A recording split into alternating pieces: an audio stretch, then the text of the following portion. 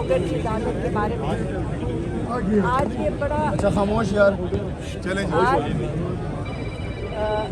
یہ بڑا واضح ہو گیا ہے، بہت واضح ہو گیا ہے کہ ان کا کیس لگا کے بھی ان کا کوئی ارادہ نہیں ہے اس کو سننے کے لیے.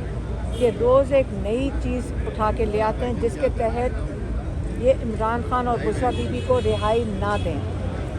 اور جو ہمارے لائرز ہیں ان کا یہ خیال ہے کہ جس طرح یہ کر رہے ہیں تو اگلے 1-1.5 سال یہ آرام سے یہ کیس کو گھسیٹ سکتے ہیں. یہ پٹیشنر یہ جو بیل کی ان کا ارادہ نہیں ہے عمران خان کو اور بشریٰ بی بی کو بیل دینے کا.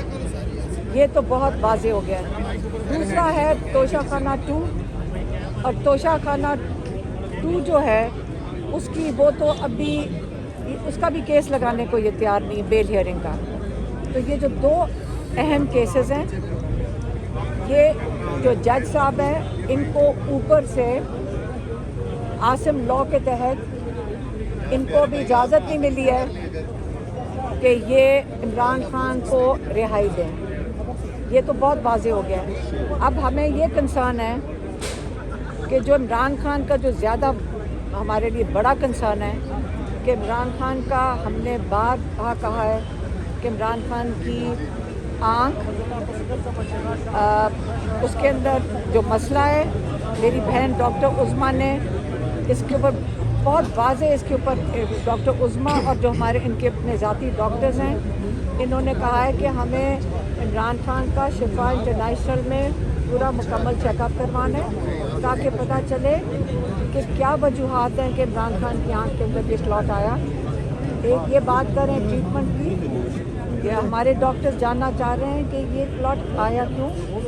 اور ڈاکٹر عثمان کا بہت یہ کنسرن ہے کہ دوسری آنکھ میں بھی یہ ہو سکتا ہے جو ابھی عمران خان کی ایک آنکھ.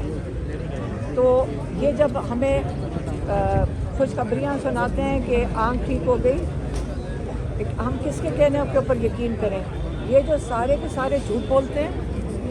اگر ان کے اندر اگر عمران خان کی اگر آنکھ ٹھیک ہو گئی تھی تو ان کو کیا مسئلہ ہے کہ عمران خان کی رپورٹس دکھا دیں، ساری دنیا کو دکھائیں، میڈیا کے اوپر ڈالیں.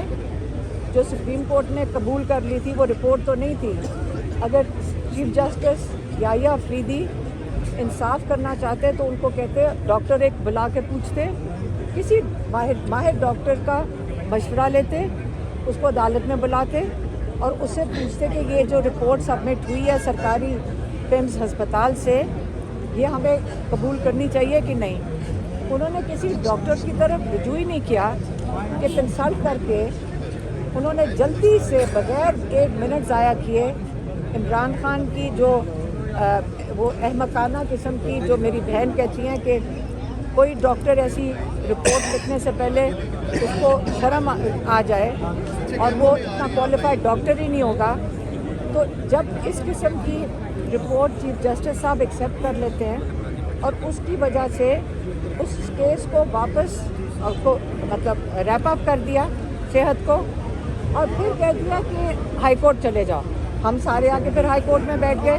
بشریٰ صاحب نے اس دن دلائل دیے اور کیا کہا عدالت نے مڑ کے کہا کہ چیف کمشنر کے حوالے کر دو، وہ فیصلہ کرے گا کہ عمران خان کو ہسپتال جانا ہے. یہ مذاق بنایا ہوا ہے عمران خان کا، انہوں نے یہ مذاق کر رہے ہیں. ہمیں شرم آنی چاہیے کہ ہم قبول کر رہے ہیں اس چیز کو. اب تو میں یہ سوچتی ہوں کہ پنگ پونگ کر رہے ہیں کبھی اس ادارے سے اس ادارے پہ.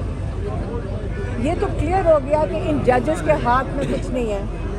ان ججز کو جب آرڈر آئے گا تو یہ دے دیں گے. لیکن ہم اس وقت ہمارے پاس چوائسیز ختم ہو رہی ہیں. آپ کو کلیئر کر دیں اگر کسی نے آئندہ آپ کو آ کے کہا کہ عمران خان رہا نہ لگے. جو آج ہم حالات دیکھ رہے ہیں، جو ہمارے لائرز بتا رہے ہیں، عمران خان کئی سالوں تک یہ نہیں رہا ہوئیں گے اس عدالت کے جو کرتوت ہیں. اس لیے ہم کہہ رہے ہیں، پی ٹی آئی کو بھی کہہ رہے ہیں اور لوگوں کو بھی کہہ رہے ہیں کہ جب تک آپ سڑکوں پہ پریشر نہیں ڈالیں گے، یہ ایک ہی زبان سمجھیں گے. آپ پریشر ڈالیں، مزاحمت کریں.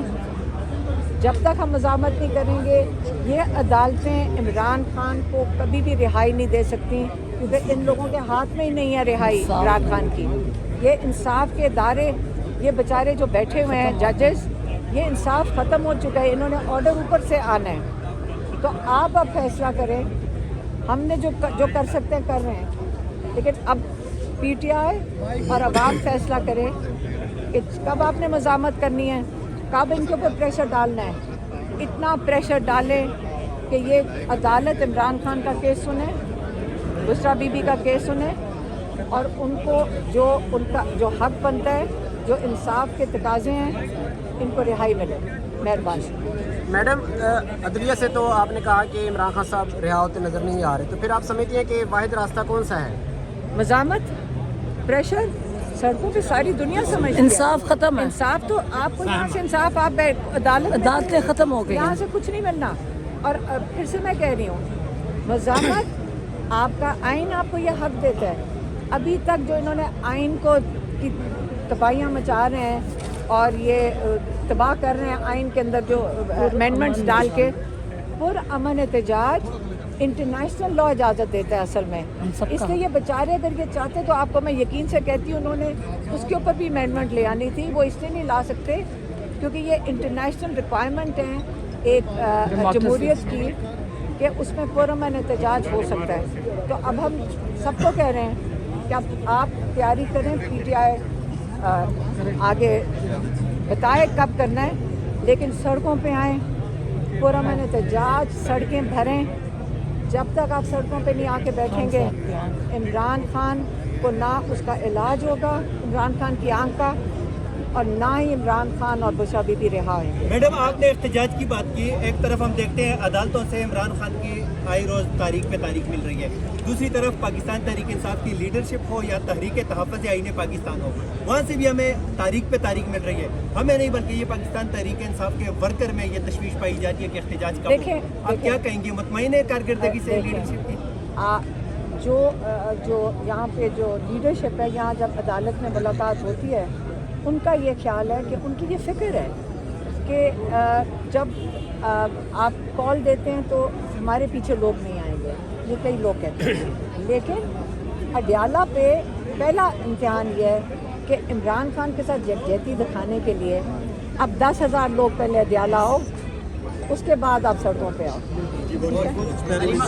جب خان صاحب کے بیٹوں کی ان سے بات ہوئی ہے, کہا جاتا ہے کہ عمران خان کے بیٹوں کی ان سے بات ہوئی ہے فون کے اوپر, اس کے اندر خان صاحب نے کوئی پیغام دیا؟ آپ نے بھی قاسم خان کی بات کی ہے, میں اس کے اوپر بات کر لوں. دیکھیں قاسم خان کے اوپر ان کو شرم آنی چاہیے. یہ جو 2 منسٹرز ہیں جو ان کے جو بیچارے وہ آ کے ٹی وی پہ ان کو بٹھا دیتے ہیں, کیا نام ہے وہ تاڑڑ اور وہ عظمہ بخاری, اس کے خلاف پٹیشن ڈال رہے ہیں. سلمان راجہ صاحب کو ہم نے کہا تھا کہ وہ تو آج ہی ڈالنے لگے تھے, لیکن وہ کہہ رہے تھے کوئی پارلیمنٹیرینز نے شاید پی ٹی آئی کے نہیں ان کو شاید میں نے تاڑڑ کے خلاف